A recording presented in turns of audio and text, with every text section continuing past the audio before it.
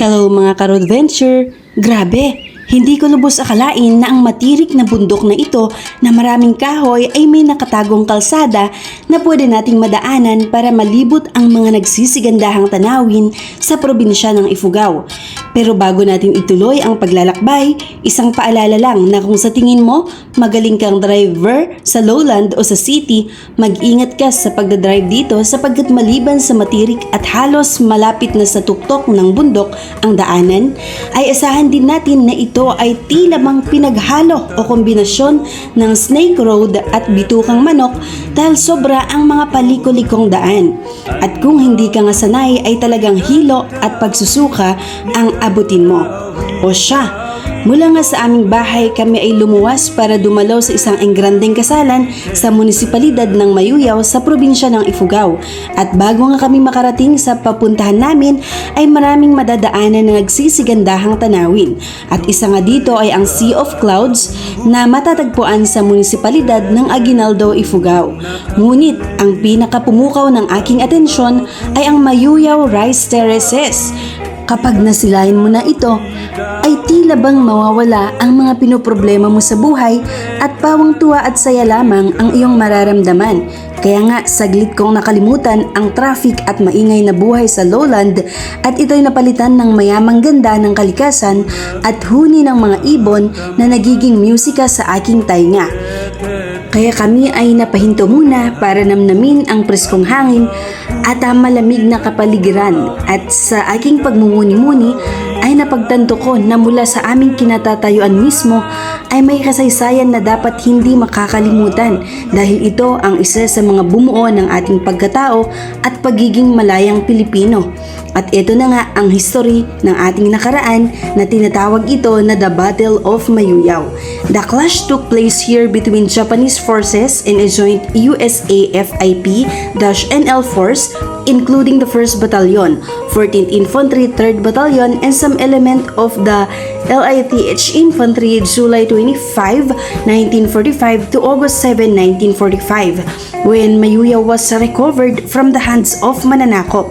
The battle is over on August 9, 1945 and this was the last battle before General Tomoyuki Yamashita surrendered in Kiangan, Ifugao on September 2, 1945. Dahil dito, kinilabutan ako habang binabasa ang kasaysayang napapaloob sa lugar na ito kaya nararapat lang na mahalin at ipagyabang na ang laban ng mga ninuno natin noon, sundalo natin noon, na siyang bunga ng kalayaang tinatamasa natin ngayon. O siya, hanggang dito lang muna at abangan nyo ang part 2 ng aking kwento at magagandang tanawin na aking ipapalabas dito sa aking road venture. See you!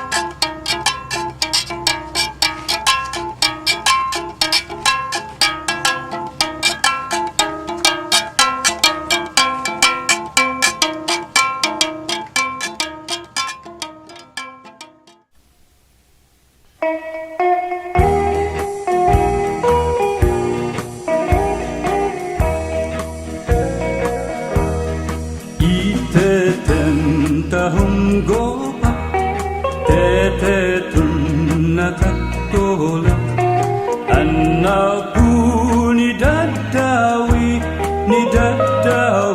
dawin boble itetem inu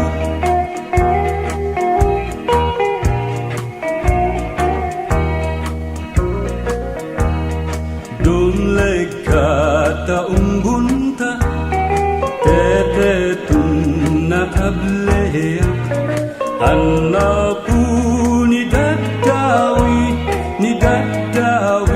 dawin boble dom leka inu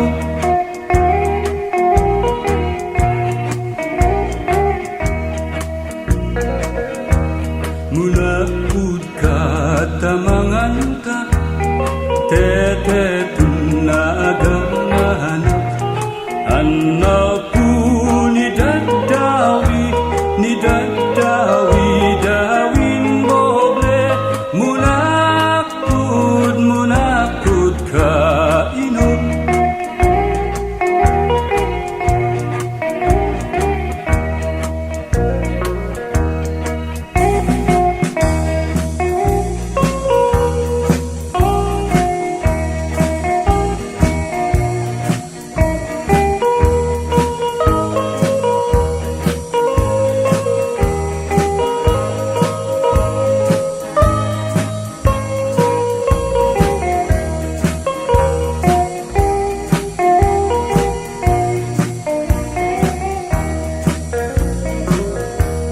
Iabuk mo tamaluta tetetun makahuy-huyupak anak po ni Dadawi dawin boble iabuk mo inom